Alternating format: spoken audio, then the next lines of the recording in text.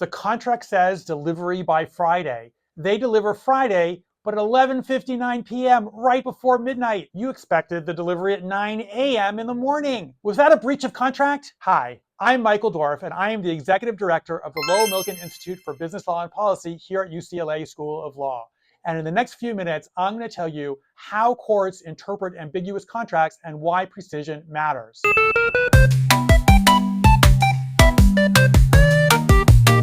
There are 5 rules of interpretation when we have a contract and we're not sure what the meaning is. Plain meaning, course of performance, course of dealing, industry custom, and consistency. I'm going to take those one at a time. Plain meaning. The most important clue to what the parties intended in their deal is the language they chose to put in their contract. And so courts will first look to that, and they will apply the plain dictionary meaning of the contract. Friday means any time on Friday unless some other time was specified. Sometimes the language of the contract is not enough, and then the courts have to turn to other tools. The first of these is course of performance. Course of performance is what these same parties have done in performing this contract in the past. So if we imagine that this contract provided for weekly deliveries on Friday, and the first 3 deliveries were all accepted in the late evening, then probably it's okay that this delivery was in the late evening too. It's probably what the parties meant because that's what they accepted in the past. Then there's course of dealing. Again, it's what these same parties did, but with previous contracts.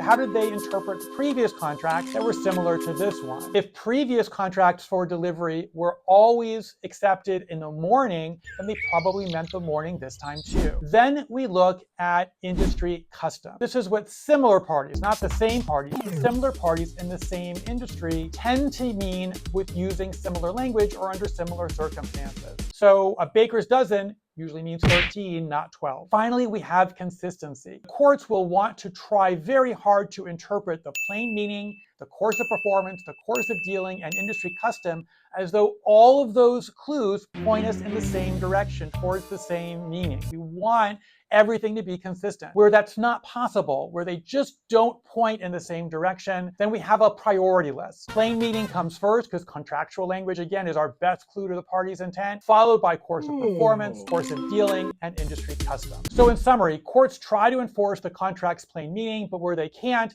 they look to other clues from these parties and similar parties to figure out what the contract meant. Have you ever had an argument about what somebody meant? Comment below and follow for contract law that actually makes sense.